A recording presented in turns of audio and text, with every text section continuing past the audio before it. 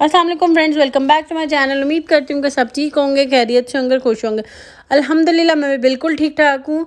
और आज हमारे किचन बनने जा रहा है बहुत मज़ेदार सी कैरी प्याज की चटनी।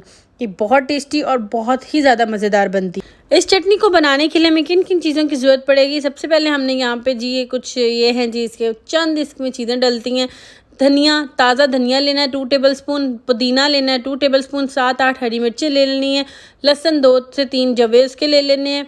ठीक है, ज़ीरा आपने लेना है 1/2 टीस्पून, नमक आपने 1/4 टीस्पून, काला नमक 1/2 टीस्पून, और हमने मोटी वाली जो गोल लाल मिर्चें वो 3 से 4 वो लेनी है। कैरी हमने 2 मीडियम साइज़ की लेनी है।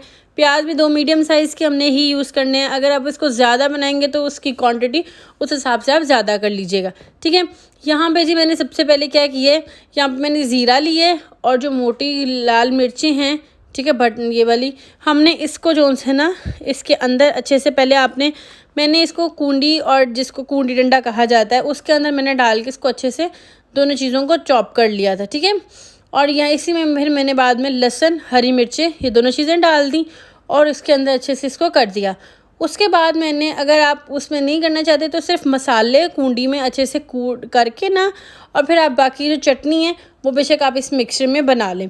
इसमें मिक्सर में भी बनाएंगे तो ब्लेंडर में तो ये अच्छी बनेगी। ठीक है, ज़्यादा आप इसको पेस्ट में ना लेके जाइएगा, फाइन सा इसको रखें, बस इसको मोटी मोटी रखें ताकि प्याज भी नज़र आए और इसमें कैरी भी नज़र आए। ठीक है, ये चटनी आप रोटी के साथ खाएं, आपको बहुत मज़ा आएगा, बहुत टेस्टी है। अगर आपको मेरी वीडियो पसंद आई है तो लाइक करें, शेयर करें, बेल आइकन को लाजमी प्रेस करें। इंस्टाग्राम का लिंक डिस्क्रिप्शन। फीडबैक देना मत भूलिएगा और इसको ज़रूर ट्राई करें और मुझे ट्राई करके फीडबैक ज़रूर दीजिएगा। अपना ख्याल रखिए। अल्लाह हाफिज़।